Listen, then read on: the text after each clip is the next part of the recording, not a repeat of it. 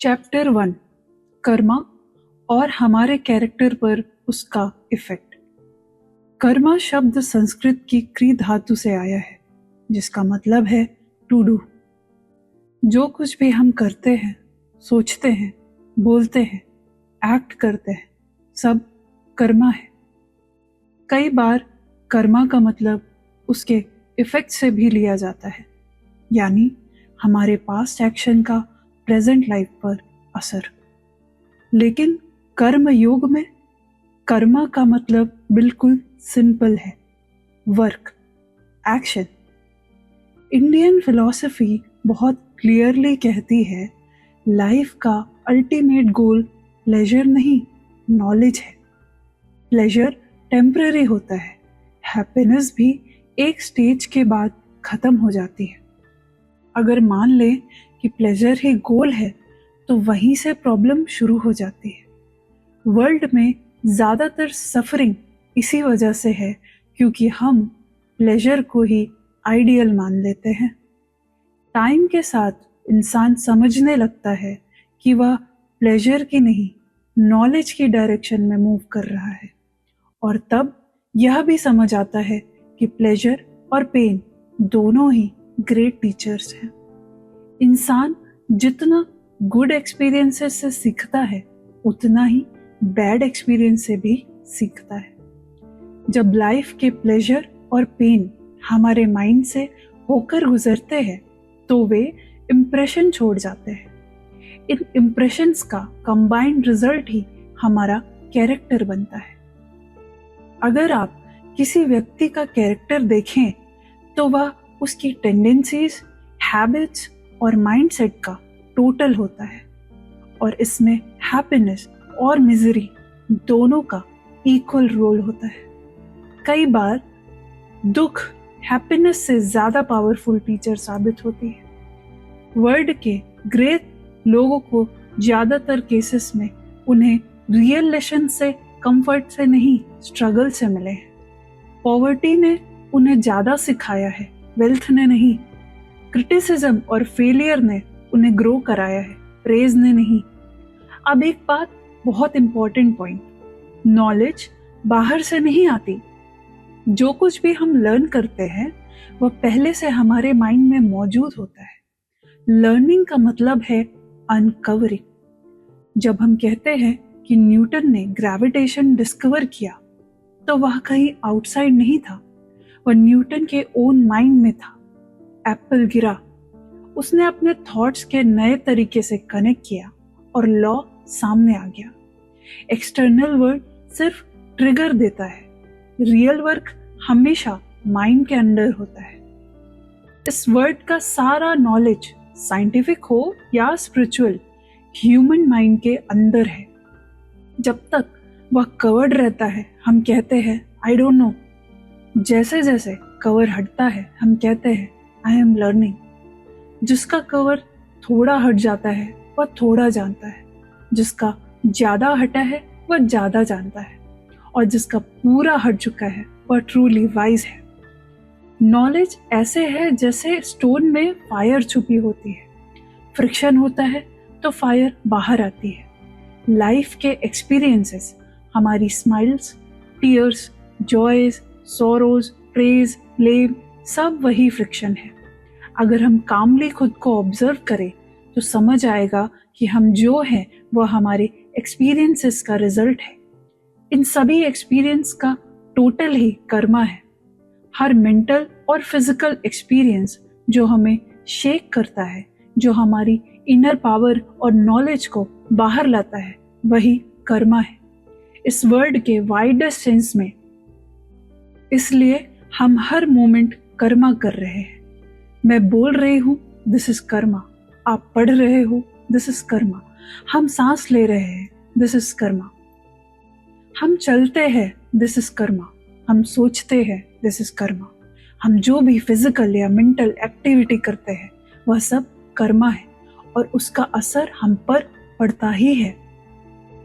कुछ काम ऐसे होते हैं जो छोटे छोटे एक्शंस को एग्रीगेट कर होते हैं। जैसे आप समुंदर किनारे खड़े होकर वेव्स की आवाज सुने, तो लगता है कि एक बहुत बड़ी आवाज है, लेकिन असल में वह आवाज लाखों करोड़ों छोटी वेव से मिलकर बनती है। हर छोटी वेव आवाज करती है, लेकिन हम उसे इंडिविजुअली नोटिस नहीं करते। जब वे सब मिल जाती है तब एक बड़ा साउंड बनता है। एग्जैक्टली वैसे ही हमारे जीवन के बड़े एक्शन भी असल में छोटे छोटे डेली एक्शंस का रिजल्ट होते हैं। दिल की हर धड़कन भी एक वर्क है। हम जो कुछ महसूस करते हैं वह भी छोटे छोटे वर्क्स का टोटल है। अगर आप किसी व्यक्ति का कैरेक्टर जज करना चाहते हैं तो उसके बड़े अचीवमेंट्स मत देखिए। कोई भी मूर्ख कभी कभी हीरो बन सकता है। असल कैरेक्टर दिखता है उसके एवरीडे एक्शंस में। वह रोज कैसे बिहेव करता है, कैसे रिएक्ट करता है, कैसे काम करता है। ग्रेट ओकेजन्स कभी कभी सबसे ऑर्डिनरी इंसान को भी कुछ देर के लिए महान बना देते हैं, लेकिन सच में महान वही है जिसका कैरेक्टर हर सिचुएशन में एक सा रहता है, चाहे वह कहीं भी हो। कर्मा कैरेक्टर पर सबसे पावरफुल फोर्स है। मैन एक तरह से यूनिवर्स का सेंटर है जो सारी एनर्जीज को अपनी ओर खींचता है, उन्हें अपने भीतर प्रोसेस करता है और फिर वापस वर्ल्ड में भेज देता है। गुड, बैड, हैप्पीनेस और मिजरी सब उसकी ओर आते हैं। इन सब के थ्रू वह अपने कैरेक्टर की एक स्ट्रॉन्ग करंट बनाता है और उसे बाहर की वर्ल्ड में एक्सप्रेस करता है। जिस तरह इंसान अट्रैक्ट करता है उसी तरह वह प्रोजेक्ट भी करता है। वर्ल्ड में जो भी एक्शंस हम देखते हैं, सोसाइटी की movements, inventions, machines, cities, ships, सब ह्यूमन थॉट की मैनिफेस्टेशन है। विल ही एक्शन बनती है और विल कैरेक्टर से आती है और ये कैरेक्टर बनता है कर्मा से। वर्ल्ड ने जिन माइटी लोगों को पैदा किया है वे सभी ट्रेमेंडस वर्कर्स रहे हैं। बुद्धा या जीसस जैसी पर्सनालिटीज एक ही लाइफ टाइम में नहीं बनती। उनके अंदर जो पावर थी वह एजेस और एजेस के परसिस्टेंट वर्क का रिजल्ट थी। अगर हेरिडिटी ही सब कुछ होती तो कारपेंटर का बेटा कारपेंटर ही रहता और किंग का बेटा किंग, लेकिन हिस्ट्री तो कुछ और ही कहती है। तो यह पावर आई कहाँ से? यह एक्यूमुलेटेड कर्मा से आई, generation after generation, slowly building up until it burst forth as a Buddha or a Jesus. No one gets anything without earning it. यह एक इटर्नल लॉ है। कभी कभी हमें लगता है कि लाइफ अनफेयर है, लेकिन लॉन्ग रन में ट्रुथ सामने आ ही जाता है। कोई व्यक्ति पूरी जिंदगी वेल्थ के पीछे भाग सकता है, चीटिंग भी कर सकता है, लेकिन अंत में वही वेल्थ उसके लिए ट्रबल बन जाती है। हम फिजिकल एंजॉयमेंट के लिए बहुत कुछ एक्यूमुलेट कर सकते हैं, लेकिन ट्रूली हमारा वही है जो हमने अर्न किया है। कोई मूर्ख दुनिया की सारी किताबें खरीद सकता है, लेकिन वह उतना ही पढ़ पाएगा जितना वो डिजर्व करता है। डिजर्विंग कर्मा से आती है। Our karma decides what we deserve and what we can observe. हम जैसे हैं उसके लिए हमें खुद रिस्पॉन्सिबिलिटी लेनी चाहिए, और जो हम बनना चाहते हैं उसके लिए भी। अगर प्रेजेंट में हम सही एक्शन लें तो फ्यूचर खुद बदल जाएगा। अब सवाल आता है, अगर हर कोई काम करता ही है तो फिर कर्मयोग सीखने की क्या जरूरत है? क्योंकि डिफरेंस है काम करने में और काम को समझदारी से करने में। गीता कहती है कर्म योग मतलब working intelligently as a science. हर काम का असली पर्पस है माइंड की हिडन पावर को बाहर लाना, सोल को अवेकन करना। पावर हर इंसान के अंदर है, नॉलेज भी अंदर ही है। डिफरेंट वर्क्स बस डिफरेंट ब्लोज हैं जो इन हिडन जायंट्स को जगा देते हैं। अब यहाँ एक बात सटल लेकिन पावरफुल पॉइंट आता है। हर वर्क कर्मा है, लेकिन हर कर्म एक जैसा इफेक्ट नहीं देता। डिफरेंस आता है इंटेंशन से। मान लीजिए दो लोग एक ही काम कर रहे हैं, बाहर से देखने पर एक्शन सेम है, लेकिन अंदर की मोटिव अलग है। एक व्यक्ति फेम, रिवॉर्ड रिकॉग्निशन के लिए काम कर रहा है, दूसरा ड्यूटी, रिस्पॉन्सिबिलिटी और ग्रोथ के लिए। एक्शन सेम है लेकिन इनर इफेक्ट बिल्कुल अलग होगा। कर्मा का असली असर एक्शन से ज्यादा माइंड पर पड़ता है। हर काम माइंड में एक इम्प्रेशन छोड़ता है। ये इम्प्रेशंस बार बार रिपीट होते हैं और धीरे धीरे हैबिट बन जाते हैं। हैबिट्स मिलकर कैरेक्टर बनाती है। इसलिए कर्म योग का फोकस सिर्फ काम पर नहीं बल्कि काम करते समय माइंड की स्टेट पर होता है। यही वजह है कि वही काम किसी को एलिवेट कर सकता है और किसी को बाइंड भी कर सकता है। जब हम रिजल्ट्स के बारे में ऑब्सेस्ड हो जाते हैं, मुझे क्या मिलेगा, लोग क्या कहेंगे, मेरी इमेज कैसी बनेगी, तो वही वर्क हमें बांधने लगता है। लेकिन जब हम वर्क को ड्यूटी के साथ करते हैं, पूरी सिंसियरिटी से, पूरी एनर्जी से, लेकिन रिजल्ट को पकड़े बिना, तो वही वर्क हमें फ्री करता है। यही है कर्म योगा का कोर। वर्ल्ड में ज्यादातर स्ट्रेस, एंजाइटी और बर्नआउट वर्क की वजह से नहीं है बल्कि एक्सपेक्टेशंस और अटैचमेंट की वजह से है। हम काम कम नहीं करते, हम मेंटली ज्यादा लोड ले लेते हैं। कर्म योगी काम से नहीं भागता, वह लेजी नहीं होता, वह इररिस्पॉन्सिबल भी नहीं होता। वह बस इतना करता है कि काम को अपना धर्म मानता है, रिवॉर्ड नहीं। और पैराडॉक्स यह है, जो रिवॉर्ड के पीछे नहीं भागता उसी को रिवॉर्ड नेचुरली मिल जाता है। जब माइंड फ्री होता है तो वर्क एफिशिएंट हो जाता है। जब अटैचमेंट नहीं होता है तो फेलियर भी ब्रेक नहीं करता है। सक्सेस आए फाइन, फेलियर आए फाइन, दोनों माइंड को डिस्टर्ब नहीं करते। ऐसा व्यक्ति वर्ल्ड के बीच भी रहकर इनर फ्रीडम एक्सपीरियंस करता है। कर्मयोग स्केप नहीं है, यह वर्ल्ड को छोड़ना नहीं सिखाता, यह सिखाता है वर्ल्ड में रहकर फ्री कैसे रहना है। एक साइंटिस्ट लैब में एक्सपेरिमेंट कर रहा है, कर्मयोग हो सकता है। एक स्टूडेंट एग्जाम की तैयारी कर रहा है, कर्मयोग हो सकता है। एक मदर घर संभाल रही है, वो भी कर्मयोग हो सकता है। मैटर यह नहीं कि आप क्या कर रहे हो, मैटर यह है कि आप कैसे कर रहे हो। हर ड्यूटी अगर सही स्पिरिट में की जाए तो वही स्पिरिचुअल प्रैक्टिस बन जाती है। और यही रीजन है कि विवेकानंदा बार बार कहते हैं, काम छोटा या बड़ा नहीं होता, एटीट्यूड छोटा या बड़ा होता है। जब वर्क ईगो से निकलकर ऑफरिंग बन जाता है तब कर्मा बॉन्डेज नहीं रहता, वह लिबरेशन का रास्ता बन जाता है। अब एक बात क्लियरली समझनी जरूरी है, डिटैचमेंट का मतलब काम छोड़ देना नहीं होता। कई लोग सोचते हैं कि अगर अटैचमेंट छोड़ दी तो एम्बिशन भी चला जाएगा, ड्राइव भी खत्म हो जाएगी और लाइफ डल हो जाएगी। लेकिन कर्म योग एग्जैक्टली इसका उल्टा सिखाता है। अटैचमेंट छोड़ने का मतलब है रिजल्ट को पकड़कर बैठना छोड़ देना।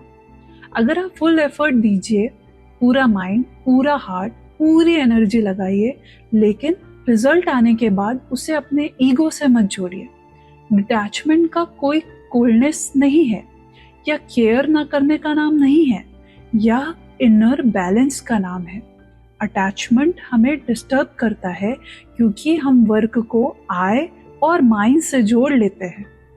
यह मेरा सक्सेस है, यह मेरा फेलियर है, मेरी इमेज खराब हो गई। यही ईगो बेस्ड थिंकिंग स्ट्रेस पैदा करती है। कर्म योगी कहता है, I work sincerely, the rest is not in my control. Results कई फैक्टर्स पर डिपेंड करते हैं, सिर्फ आप पर नहीं, वर्ल्ड की कंडीशंस पर, टाइम पर और कई अनसीन फोर्सेस पर। तो फिर रिजल्ट को लेकर एंजाइटी क्यों? जब अटैचमेंट कम होती है तो डिसअपॉइंटमेंट भी कम होती है। जब डिसअपॉइंटमेंट कम होती है तो बिटरनेस नहीं आती। ऐसा व्यक्ति स्वीट रहता है, सक्सेस में भी और फेलियर में भी। वर्ल्ड में ज्यादातर लोग अपने काम से नहीं, अपनी एक्सपेक्टेशन से टूटते हैं। कर्म योग आपको वीक नहीं बनाता, यह आपको मेंटली अनशेकेबल बनाता है। फेलियर आने पर भी आप टूटते नहीं, क्योंकि आपकी सेल्फ वर्थ रिजल्ट पर डिपेंड नहीं करती। और यही इनर फ्रीडम है। डिटैचमेंट प्रैक्टिस से आती है या ओवरनाइट नहीं आती। हम हर बार जब एक्सपेक्टेशन आए बस उसे ऑब्जर्व करें। Okay, this is attachment. धीरे धीरे ग्रिप लूज होने लगती है। वर्क चलता रहता है लेकिन सफरिंग कम हो जाती है। यह कोई फिलोसफिकल स्केप नहीं है, यह डेली लाइफ का प्रैक्टिकल टूल है। टीचर क्लास में पढ़ा रहा है, कर्मयोग पॉसिबल है। डॉक्टर पेशेंट को ट्रीट कर रहा है, कर्मयोग पॉसिबल है। रिसर्च स्कॉलर थीसिस लिख रहा है, कर्मयोग एट इट्स पीक भी हो सकता है। जब आप प्रोसेस में इमर्स्ड होते हैं, रिजल्ट अपने आप पीछे आता है। और जो व्यक्ति रिवॉर्ड के पीछे नहीं भागता, उसी के काम में एक्सीलेंस नेचुरली आती है। Excellence comes from freedom, not fear. कर्मयोग अल्टीमेटली आपको यह सिखाता है, वर्क करें बर्नआउट के बिना, केयर करें एंजाइटी के बिना, इंगेज रहे लेकिन इंटैंगल्ड ना हो। अब कर्मयोग की सबसे डीप लेयर आती है ईगो। हम जो भी काम करते हैं उसमें अक्सर एक साइलेंट थॉट छुपा रहता है, आई एम द डोर, मैंने किया है, मेरे कारण हुआ है। यहीं से बॉन्डेज शुरू होती है। कर्म योगा ईगो को क्रश करने की बात नहीं करता, बल्कि उसे स्लोली डिसॉल्व करने की बात करता है। जब हम सोचते हैं कि सारा काम मैं ही कर रहा हूं तो प्रेशर बढ़ता है। फेलियर आए तो गिल्ट, सक्सेस आए तो एरोगेंस। लेकिन जब हम यह समझते हैं कि हम सिर्फ एक इंस्ट्रूमेंट है, तब माइंड लाइट हो जाता है। वर्क तब भी सेम इंटेंसिटी से होता है, लेकिन ईगो का बोझ नहीं रहता। कर्म योगी यह नहीं कहता है कि मैं कुछ नहीं हूं, वह कहता है मैं बेस्ट एफर्ट दे रहा हूं, लेकिन यूनिवर्स भी मेरे साथ काम कर रहा है। यही एटीट्यूड सेल्फलेस वर्क की शुरुआत है।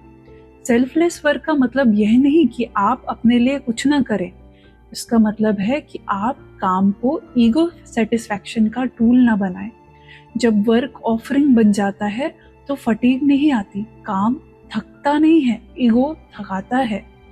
बहुत से लोग बर्नआउट से गुजरते हैं क्योंकि हर काम उनकी आइडेंटिटी बन जाता है। अगर यह सक्सीड नहीं हुआ तो मैं एक फेलियर हूं। कर्म योगा इस इल्यूजन को तोड़ देता है।